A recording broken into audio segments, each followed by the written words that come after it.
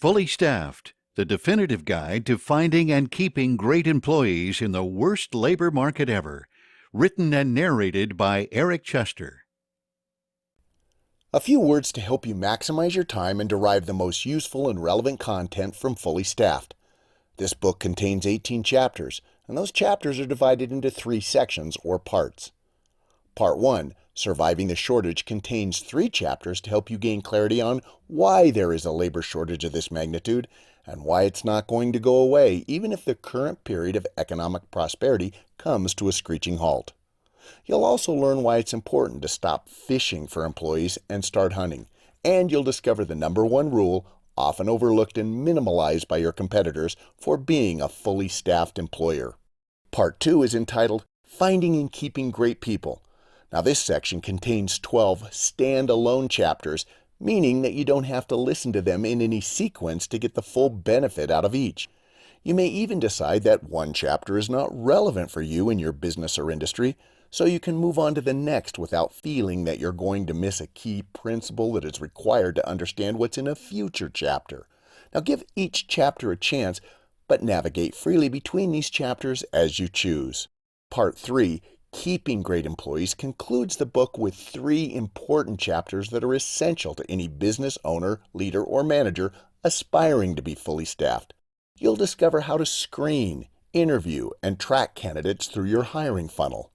Then you'll discover why onboarding is imperative to your staffing success and how to create, develop, or refine your onboarding to meet the needs of today's enigmatic workforce. Finally, you'll see why there really is no such thing as a retention strategy, but that every decision you make regarding your employees is your retention strategy. Sounds like doublespeak? Trust me, it's not. And if turnover is a problem for you and increasing retention is your goal, you don't want to miss this climactic chapter. Look, there's a valid reason why your staffing problems are keeping you up at night, but the answers are hiding in plain sight. However, as any physician worth his or her salt will tell you, prescription prior to diagnosis is malpractice. So let's dive in and figure out how and why we find ourselves in this terrible labor shortage with Chapter 1, The Perfect Storm. Before we begin, be sure to check out the online resources and download the free comprehensive PDF with accompanying graphics, charts, and tables, and dozens of links to the various websites cited throughout this book, available on the web at fully-staffed.com. Chapter 1, The Perfect Storm. Why you're struggling to find employees. Imagine the headlines in today's paper are exactly as they were back on October 10th, 2008. The Dow has plunged to half the value of the day before. There's widespread panic as investors are pulling out of the market at lightning speed. Banks are closing. Stockbrokers and hedge fund managers on Wall Street are considering jumping out of their plush skyscraper offices. Now, unless you're operating a grief counseling center, in all likelihood, your business's bottom line is going to take a serious hit. You're going to have to make severe cuts on the expense side of the ledger just to keep afloat. It's not going to be pretty. However, there is a silver lining. You can now take down those now hiring signs and pull all your help wanted ads off Craigslist and Indeed. You see, you're about to witness a boom in the number of job applications flowing through your inbox like you haven't experienced in a decade. Your employee turnover problem will all but be eliminated. In the past, you may have struggled to find a warm-bodied person to take a job among your ranks who has no felony convictions and can pee in a cup and pass a drug test. Now you'll probably be turning away MBAs who are willing to drive a truck, flip burgers, sweep floors, and work nights and weekends without any qualms at all. Hooray! That dreadful hiring curse you've dealt with for what seems like an eternity has just been lifted. Okay, maybe I'm being a tad overdramatic there, but you get the drift. In a bad economy, the good news is that a surplus of labor competes for jobs. Unfortunately, the opposite is also true. In a good economy, the bad news is that the labor market tightens and businesses have to compete for workers. Obviously, the higher the skill level, the fiercer the competition.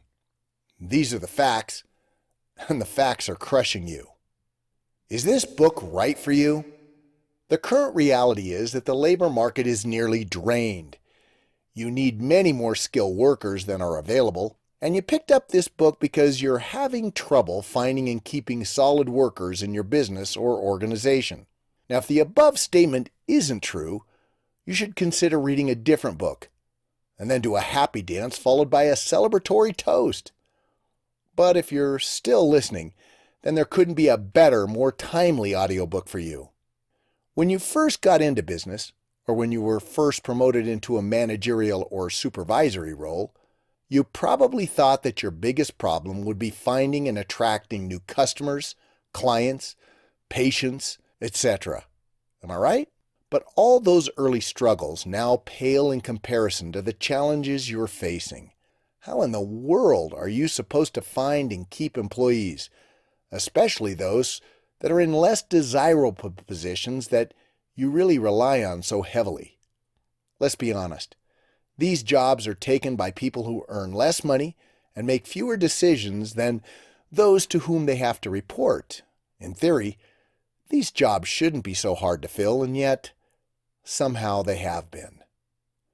Feeling frustrated, exasperated, and perhaps even angry with this new emerging workforce, you want to know if there's a solution to your dilemma. You're dying to know how you can attract a better qualified and more dedicated workforce. There must be a way. Make no mistake, it isn't about hiring. You're also searching desperately for a way to stop the mass exodus of your best workers so you can finally reach business nirvana, that mythical place where you're fully staffed with the right people, happily engaged in the right jobs, so you can once again focus on building and improving your business. Your pain is real, and you're not alone. If you are suffering, then you're among the vast majority of business owners, leaders, executives, managers, and supervisors in North America, and for that matter, most countries that operate according to the principles of a free market economy. In the United States, for example, the unemployment rate is at a 50-year low. Employers of all sizes and in virtually every industry are struggling mightily to fill positions at all levels. And when it comes to filling positions perceived as unsexy, that's where the employer's pain is the greatest. So what's a sexy job and what's not? Let me answer those questions with a question. What do professional dancers, actors, musicians, and athletes have in common? The answer? According to the Bureau of Labor Statistics, they are listed as the top dream jobs that our nation's youth aspire to hold one day. Now, what jobs didn't make the list? Roofer, custodian, waitress, auto mechanic, welder, truck driver, short order cook, pest control technician, retail cashier, call center representative, senior caregiver, sanitation worker, hotel housekeeper, and the 10 other positions in your organization that immediately rushed into your mind. While your life and mine might be less colorful if there were fewer musicians and athletes, imagine life without someone to change the brake pads in your car, patch the potholes in the street you commute on each day, bust the dishes at the table where you've just been seated, unclog the sewer line in your bathroom, and tighten the bolts on the jet you'll board in a few weeks. Many perceive these jobs as unsexy. But those aren't the only jobs labeled as such. Jobs as accountants, administrative clerks, production managers, traffic cops, sales reps, and the middle school counselors could also be classified as unsexy. In fact, the only conventionally sexy jobs are those where someone is making a huge bank doing something many other people would be willing to do for little or no money, and they're getting loads of positive attention, ego stroking in the process. Imagine being a talk show host, or a YouTube star, or a professional skateboarder, or a dolphin trainer at SeaWorld, or a tour manager for a rock star, or an actual rock star. You get the idea. Fame, fortune, and the ability to call the shots and work when we want, where we want, and with whom we want, well, who doesn't dream of that? And who among us can honestly admit that they don't at all envy those chosen few who've magically found the holy employment grail? Reality check. For every job that the masses would define as sexy, there are 10,000 or 100,000 or 1,000,000 that those same people would quickly dismiss, saying, "No way, no how. I'm glad somebody else will do that job, but it ain't my jam." Feeling anxious? Are the jobs you're looking to fill among the 1,000,000 that are easily dismissed? If so, please don't take offense. It doesn't necessarily mean that those jobs themselves are unsexy, and it doesn't mean that your industry, your company, or your brand is unsexy. And it doesn't mean that you have to employ people who will produce less than sexy results for your organization. An unsexy job is simply a perception. If you want to change that perception, you must first acknowledge and accept that the negative perception exists. Do that, and you can begin to make the unsexy sexy. I'm suggesting that you can make any job one that is appealing in the eyes of the candidates you're hoping to attract. But more on that later. For now, let's get back to understanding why the perfectly honorable open positions at your company, jobs for which you offer fair compensation, jobs that were good enough for you and for your parents and for their parents, are so doggone hard to fill. A perfect storm. Yes, the labor crisis is real. No one thing has caused the shortage. Rather, a combination of factors has led us to this point. To determine the best strategies for overcoming these factors and winning the talent war, we must come to grips with 5 demographic, economic, technological, educational, and societal factors that have created a perfect hiring and retention storm. Number 1, the cupboards are bare. Demographers have predicted for quite some time that a labor shortage would come, and they were right. Baby boomers in the United States, those born between 1946 and 1963, are retiring at the rate of more than 10,000 people per day. Their successor, Generation X, born 1964 to 1979, is a much smaller generation in size, which creates a leadership shortage. The much maligned generation of millennials, born 1980 to 2000, is sizable, but they have entered the workforce with a vastly different idea of what work, career, and the employer-employee relationship should look like. It's still too early to predict the attitudes and behaviors of Gen Z toward work, referring to those born between 2001 and 2012, but initial signs point to their being even more difficult to engage than their millennial predecessors. They are also huge in numbers. When combined with the second wave of millennials, those born after 1990, they comprise nearly a third of our workforce. Let's forego the book-length analysis on generational demographics. The real point is this. Even though there might appear to be enough potential workers to fill job openings that currently exist, the percentage of adequately qualified workers who actually want those jobs or will accept those jobs is shrinking. The takeaway? The labor pool is dangerously low. Number 2, the dollars don't make sense. When more than 200 fast food workers walked off their jobs in New York City back in 2012, they launched the Fight for $15 war. These restaurant workers sought to unionize and demand higher wages. In most places, it has worked, and wages are on the rise.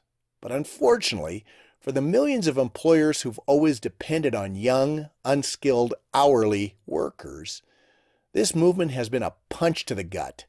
It has also been bad news for the teens when employers that have traditionally been their source for first jobs can't justify paying them what the government demands. Employers have slashed hours for their employees and turned to automation to accomplish tasks once earmarked for teens and entry-level workers.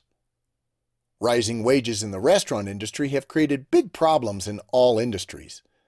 If an unskilled part-time burger flipper in Chicago can command $15 per hour, what's a comparable wage for a muffler installer, a law office receptionist, a community pool lifeguard, and a sewer line router technician?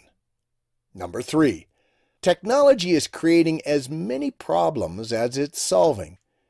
It's to your advantage when you can count on a robot to do the work of one or many. Robots are diligent, and they don't call in sick. They won't cheat you, they won't ask for a raise, and they won't abandon you for another job that's paying 50 cents more per hour down the street. Sweet, sweet music to a business owner's ears. Unfortunately, machines and robots break, and if they're connected to the internet, they can be hacked and destroyed from across the planet. Machines like these are expensive to own or rent, and in spite of the investment required, they can become obsolete overnight. Furthermore, solutions to these kinds of challenges require the support of highly trained, well-paid technicians who know how to diagnose, repair, and replace. And technicians, of course, are in very high demand and short supply. Your frontline workforce needs to be techno-savvy, which is the calling card of the young. But your workforce must also know how to implement creative workarounds when the internet is down and your technology is in a state of disrepair. And that's the calling card of the mature, experienced employee. Here's a case in point. I recently had a meal prepared at a national burrito chain. It's the kind of restaurant where the worker assembles a meal in front of you as you walk down the assembly line with him. So when I got to the cashier, I asked for a Diet Coke to go with my order. "The Diet Coke line on our new soft drink dispenser is jammed today, and no one here knows how to unclog it," the cashier told me. I wanted to sit down and enjoy my customized burrito, but I was now being informed that no sugar-free drinks were available on the premises to wash it down. "Miss, this restaurant shares a parking lot with a large discount grocery store," I said to the cashier. "In 5 minutes, for less than $10, you could have 5 2-liter bottles of Diet Coke on hand to keep customers like me happy. That would probably be enough to get you through the dinner rush. And at the price you charge for a Diet Coke, you triple the owner's money before you even open the second bottle." "We have no process for that," she said. "I have no idea how to open this register and get $10 out, and if I could open the register, the cameras would catch me and I'd get fired." Look, technology is essential to your success, but if your employees are unwilling or unable to provide an intelligent human interface, they're essentially the human equivalent of a vending machine. Number 4. A degree is your only golden ticket. Another key element of the perfect storm of issues plaguing the labor pool for perceived unsexy jobs is the cultural shift toward higher education. Children are raised from a very young age to believe that a college degree is the one and only way to get ahead in life. High school graduates have been flocking to universities because they think it's what they have to do to succeed. Many enter college unsure of what career they want to pursue, and end up chasing outlandish dreams with low employment potential. What this narrative leaves out is that a job seeker boasting a PhD in Roman history is going to have a much more difficult time finding employment than a certified welder. The PhD also may not earn as much as the welder. In 2016, 33.4% of Americans 25 or older reportedly said they had completed at least a bachelor's degree. Those are the highest numbers ever reported according to the U.S. Census Bureau. Well, that still leaves most potential workers without a 4-year college degree, but the number of college graduates seeking and having trouble finding white-collar work based upon their degrees they earn is staggering. Many high-demand jobs that pay well don't require a high school diploma or even a GED. According to the Georgetown Center on Education and the Workforce, more than 30 million jobs in the United States pay an average of $55,000 per year and don't require a bachelor's degree. The idea that a good job, or any job, will be waiting for every college graduate is a myth. Floods of 20-something grads with newly minted liberal arts degrees are chasing their dreams in broadcasting, film production, and political science, and will soon face the reality that the demand for their expertise is nearly non-existent. They'll take a job as a barista or an Uber driver and live in the basement of their parents' home, eagerly awaiting their big break. You've probably heard this scary statistic. Americans now owe more than $1.56 trillion in student loan debt spread out among about 45 million borrowers. That's about $521 billion more than the total U.S. credit card debt. Among the class of 2018, 69% of college students took out student loans. They graduated with an average debt of $29,800, including both private and federal debt. Meanwhile, 14% of their parents took out an average of $35,600 in federal Parent Plus loans. And don't forget the interest compiling on the college loan debt. As a former high school teacher, coach, and administrator, and as an invited speaker to more than 1,500 schools across the United States and Canada, I am hyper-aware of the fact that the realities of today's job market often aren't shared with young people. Parents are busy dreaming about how a college degree is going to ensure their children's future success. Their children, in turn, are busy dreaming about becoming the next big social media influencer or YouTube star. Non-vocational teachers, counselors, and administrators aren't helping things. Their job is to help students achieve the grades and scores necessary to get into the colleges of their or their parents' dreams. That's why these school officials don't usually talk to students about how the standardized achievement tests they've spent the last 3 months studying for will have little relevance for them in the future. Kids are left thinking that the only way they can support themselves, and one day a family, and to live a great life is if they focus all their energy and passion on getting into and graduating from college instead of mastering a skill or a trade. Think about it and sigh about it. But don't just throw your hands in the air. Instead, recognize the situation for what it is and do your small part to stop perpetuating this myth. Number 5. But what will other people think? When I graduated from high school in the 70s, I had 3 choices. 1, I could go to college. 2, I could learn a trade. Or 3, I could join the military. Now, my parents made it abundantly clear that continuing to live with them rent-free wasn't on the menu. They told me it was time to get out there and make something of myself. Sink or swim.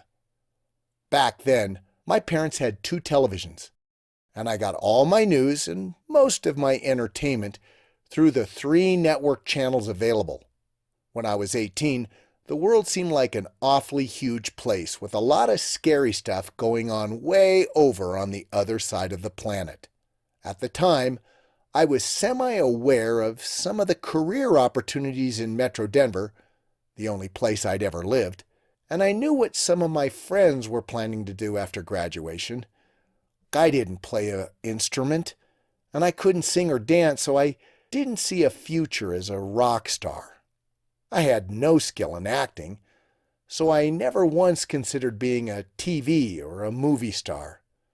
I was a mediocre high school athlete, so I had no chance of playing sports in college. Becoming a professional athlete in football, baseball, hockey, basketball, golf, or tennis never once entered my mind. The way I saw it, I wanted a good life, but whatever job, field, or career I chose was my business. My choice had to please only me and my parents, and not necessarily in that order. Who else would ever know what I did for a living? And why would anyone else care? The world was huge, and my influences were few. Outside of a few young actors, I knew of no one even close to my age who was making big bucks. Success was a long road that began with getting a degree, finding a job at a big company, starting out at the bottom, keeping my nose to the grindstone and rising through the ranks until I gained enough experience to provide real expertise and value. Man, I know I sound old, and I guess I am.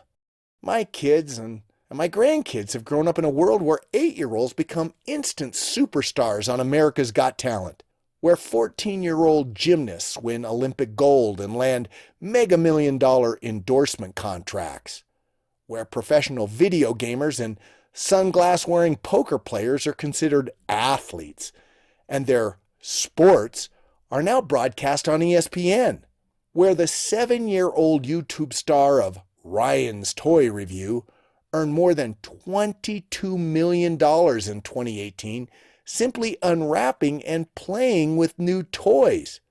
Boy, there ought to be a law against that kind of brutal child labor.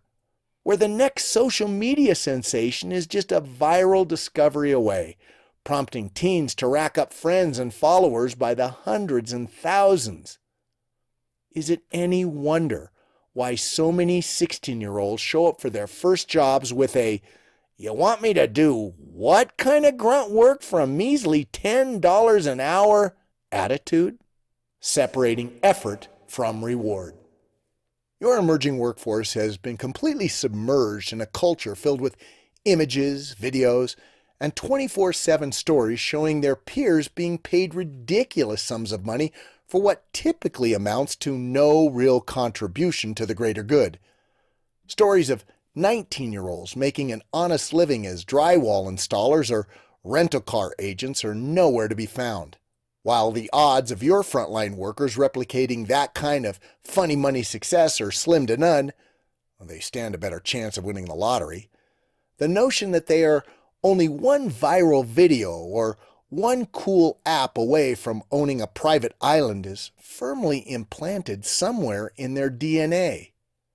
I would be shocked if my own adult kids, who were born in the 80s, and all those who came with and after them didn't, at some level, believe this hype. It's no wonder that so many young people think that there's a shortcut or a cheat sheet path to fame, fortune, and a life of luxury. You know, in my first business book, Employing Generation Y, Understanding, Managing, and Motivating Your New Workforce, I claimed that millions upon millions of post-generation Xers are intently focused on finding ways to separate effort from reward. Well, I stand by that statement today. This storm isn't subsiding anytime soon. The 5 factors that have created this labor shortage are very real. Thankfully, understanding the enemy is the first step in defeating it. You can't change demographics, the economy, the education system, technology, or society by yourself. What you can do is embrace what is happening in those arenas and navigate the seas ahead. And that, my friends, is what this book is all about. I've gone behind the curtain to study hundreds of great companies and interview thousands of owners, managers, and leaders in businesses and industries that aren't considered sexy. This experience has enabled me to uncover the strategies and tactics that are most effective in attracting, recruiting, developing, and yes, even retaining amazing employees at all levels. I am firmly convinced that amid this raging storm, it's possible not only to survive this labor shortage, but also to thrive. Allow me to take you behind the scenes to show you how great employers are doing just that.